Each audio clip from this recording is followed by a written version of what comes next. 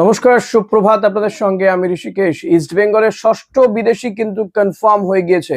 না, কোনো Dutch footballer আসছে না, নেদারল্যান্ডসে কোনো ফুটবলার আসছে না, তবে আসছে ইস্ট বেঙ্গলের ষষ্ঠ বিদেশি, এটা কনফার্ম। এবং গতকালই এটা কনফার্ম হয়ে গিয়েছে ওই বিদেশি ফুটবলার সে নাকি ইতিমধ্যে ভিসার জন্য অ্যাপ্লাইও করে দিয়েছে। হয়তো আইএসএল এর ফার্স্ট ম্যাচের আগেই সে কলকাতাতে পৌঁছে যাবে।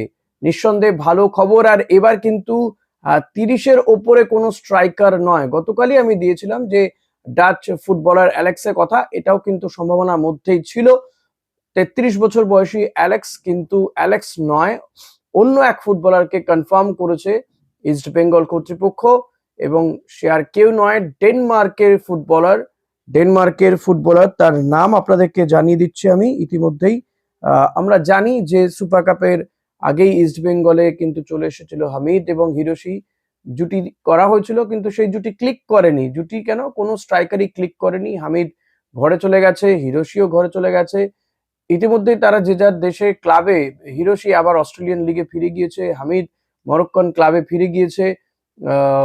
কেউই সেভাবে দাগ কাটতে পারেনি ইস্ট বেঙ্গলের জার্সিতে এসে। তাই আইএসএল শুরুর আগে ইস্ট বেঙ্গল পঞ্চম বিদেশি হিসাবে ইউসুফ ইসেজারিকে সাইন করেছে, সে তো ইতিমধ্যে চলে এসেছে। এবার ষষ্ঠ বিদেশি আসবে কি আসবে না সেটা নিয়ে একটা দোলাচল ছিল। ইস্ট বেঙ্গল কর্তৃপক্ষ, বিশেষ করে ইমামি কর্তৃপক্ষ, তারা অস্কারের সঙ্গে কথা বলেন। অস্কারের সঙ্গে কথা বলে খুব সম্ভবত অস্কার চেয়েছিলেন যে ষষ্ঠ বিদেশিকে কনফার্ম করতে, কারণ ইস্ট বেঙ্গলের এবার কিন্তু যথেষ্ট সম্ভাবনা রয়েছে আইএসএল চ্যাম্পিয়ন হওয়ার। সে কারণেই একেবারে সমস্ত সোর্সকে কাজে লাগাতে চাইছে, কোথাও কোনো ফাঁক রাখতে চাইছে না ইস্ট বেঙ্গল কর্তারা, ইস্ট বেঙ্গল টিম ম্যানেজমেন্ট।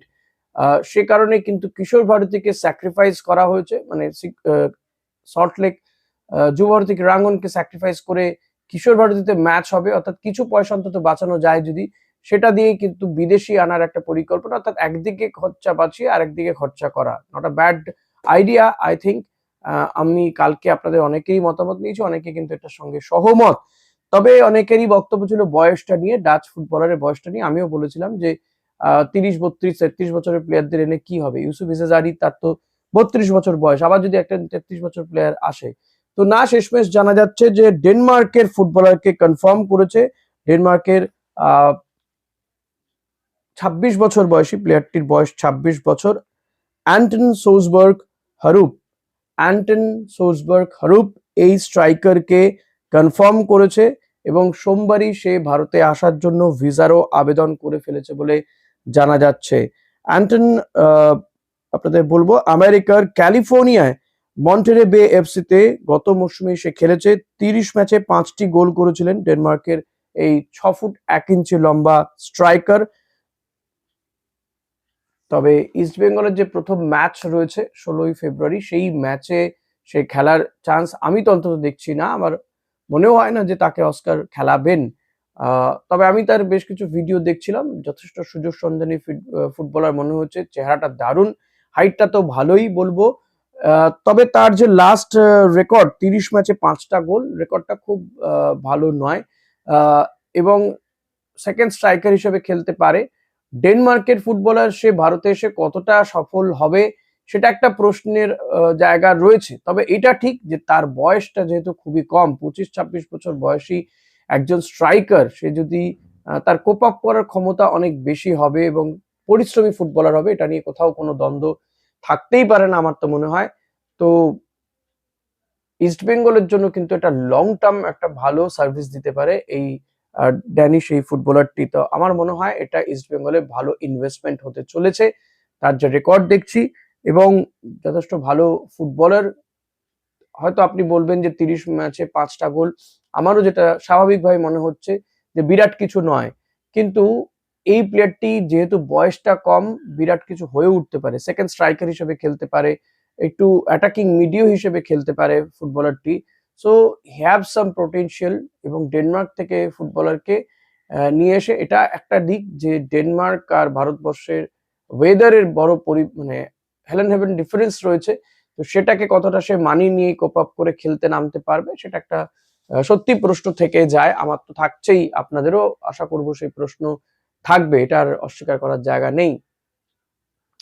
তবু আমি বলবো যেহেতু প্লেয়ারটার বয়স কম, তার কোপ আপ করার অনেকটা সময় পাবে এবং এটা ইস্টবেঙ্গলের জন্য কিন্তু একটা লং টার্ম ইনভেস্টমেন্ট হতে পারে। এবং যদি আপনি বলেন যে এখন তো এসআইপির যুগ, তো এসআইপিতে শর্ট টার্ম লং টার্ম হয়, তো শর্ট টার্ম যদি ইউসুফ ইজাজারি হয়, তো লং টার্ম এই ডেনিশ ফুটবলার অ্যান্টন কিন্তু লং টার্ম ইনভেস্টমেন্ট হতে পারে ইস্ট বেঙ্গলের জন্য, এটা আমি বলবো। বয়সটা কম বলেই বলছি, হাইটটাও দুর্দান্ত, দুজন স্ট্রাইকারেরই হাইট 6 ফুটের ওপরে, এটা কিন্তু কম পাওনা নয়। বিদেশিদের দেখুন, ডিফেন্সে আমাদের কেভিন সিভেলের 6 ফুট হাইট নয়, কিন্তু ফ্রন্টে ফরওয়ার্ডে দুজন স্ট্রাইকার যখন খেলবে, যদি খেলে, মাঝ মাঠে দুজন ওরকম ফুটবলার, মিগুয়েল হামিদ রশিদ রয়েছে, কেভিন সিভেলে, এদিকে সাউল ক্রেসপো, তো টিমটা কিন্তু অসম্ভব একটা ভালো টিম হয়ে গিয়েছে এবার ইস্ট বেঙ্গলের। তো চ্যাম্পিয়ন হওয়ার আশা নিঃসন্দেহে আমরা করতে পারি। যে কোনো টিমকে কিন্তু চ্যালেঞ্জ ছুড়ে দিতে পারে ইস্ট বেঙ্গল, সেটা আমরা সুপার কাপে দেখেছি, আইএফএ শিল্ডে দেখেছি, ডুরান্ট কাপেও দেখেছি, কিন্তু কোথাও গিয়ে একটা ফিনিশারের অভাব হচ্ছিল ইস্ট বেঙ্গলে, গোল গেটারের অভাব ছিল, গোল হচ্ছিল না, যেটা গত মরশুমেও দেখা গিয়েছে। সে কারণে এই মরশুমে কিন্তু সমস্ত পজিশন থেকেই যাতে গোল করতে পারে তেমন ফুটবলারদেরকে চয়ন করেছেন অস্কার ব্রুজো। তো এটা একটা ভালো দিক হয়েছে। যেমন ধরুন উইঙ্গার যারা রয়েছে, রাইট ব্যাক, লেফট ব্যাকে বিপিন বা নাওরেম, নাওরেম না থাকলে বিষ্ণু, নান্দাকে খেলিয়ে দেখে নেওয়া হয়েছে, ওদিকে জেরিকে নিয়ে আসা হয়েছে, এদের প্রত্যেকেরই কিন্তু গোল করার একটা ক্ষমতা রয়েছে। পাশাপাশি Miguel, Saul Crespo, Mohammad Rashid, তারও গোল করার ক্ষমতা রয়েছে। এদিকে ডিফেন্সে যদি বলেন আপনি আনোয়ার আলী কিংবা কেভিন সিভেলে, জয় গুপ্তা, এদের প্রত্যেকেরই কিন্তু গোল করার একটা অটোমেটিক একটা ক্ষমতা রয়েছে। অর্থাৎ যে যখন পারবে সেই গোল করতে পারবে, কিন্তু সব দিকেই হচ্ছিল, কিন্তু ফরওয়ার্ডের একটা বড় অভাব হচ্ছিল। কিছুটা অন্তত আশা পূরণ করার ইঙ্গিত দিয়েছিলেন মানে আহাদাত, বাট আহাদাতকে দিয়ে সবটা হচ্ছিল না আর কি। গুরুত্বপূর্ণ ম্যাচ হলেই সে চোট পেয়ে বসে যাচ্ছিল, ডার্বি ম্যাচে সে খেলতে পারেনি, তো কোথাও গিয়ে একটা গ্যাপ ছিল। আশা করব যে ইউসুফ ইজাজারি এবং এই হ্যান্টন, তারা এসে নিঃসন্দেহে সেই অভাবটা পূরণ করবে। হ্যান্টন হারপ, তারা এসে অভাবটা পূরণ করবে। তো লেটস সি, বাকিটা তো আপনারা ঠিক করবেন এবং মাঠে এরা কতটা ফুল ফোটাতে পারে। কারণ আমি আবারও বলবো যে যতক্ষণ না মাঠে নেমে এরা খেলছে, গোল পাচ্ছে, ততক্ষণ কিন্তু খুব বেশি লাফালাফি করাটা ঠিক হবে না। আমরা খবর পাচ্ছি, জানাচ্ছি, তাদেরকে নিয়ে বিশ্লেষণ করছি। আর একটা বিষয় বলে রাখবো, দেখুন, ব্রেকিং ধরানো কিন্তু আমার কাজ না। আমি বাকিদের রেসের সঙ্গে পাল্লা দিতে মানে সত্যি চাই না, বা পারবও না হয়তো, কারণ আমি অন্য একটা কাজ করি, বাকিরা এটাই করে থাকেন এবং তারা ফুটবলটা নিয়ে খায়, শোয়, ঘুমায়, যা খুশি বলেন। আমি সেটা করি না, আমি অন্য কাজ করি, তার পাশাপাশি এটা করি এবং আমি বিশ্লেষণ করারই চেষ্টা করি। কালকে যেমন যে প্লেয়ারটির নাম পেয়েছিলাম, তার কিছু জিনিস দেখে আপনাদের সামনে তুলে ধরার চেষ্টা করেছি, আজকেও যেমন পেয়েছি, এবং এটা কনফার্ম ধরে রাখা যেতে পারে, যদি না বড়সড় কোনো অঘটন ঘটে যায়, তো এই ডেনমার্কের এই ফুটবলারটিকেই কিন্তু আমরা লাল হলুদ জার্সিতে দেখতে চলেছি এই মরশুমে। হয়তো ফার্স্ট ম্যাচ নয়, সেকেন্ড ম্যাচ, থার্ড ম্যাচ থেকে হয়তো তাকে আমরা মাঠেও নামতে দেখতে পারবো। এখন দেখা যাক ইউসুফ ইজাজারি এবং এই অ্যান্টন দুজনের জুটি কতটা কার্যকরী ভূমিকা নেয়, ইস্ট বেঙ্গলকে চ্যাম্পিয়ন করতে কি তারা পারবে, এটা একটা বড় প্রশ্ন। আপনাদের কি মনে হয় জানাবেন অতি অবশ্যই, কমেন্ট করবেন নিঃসন্দেহে। Thank you.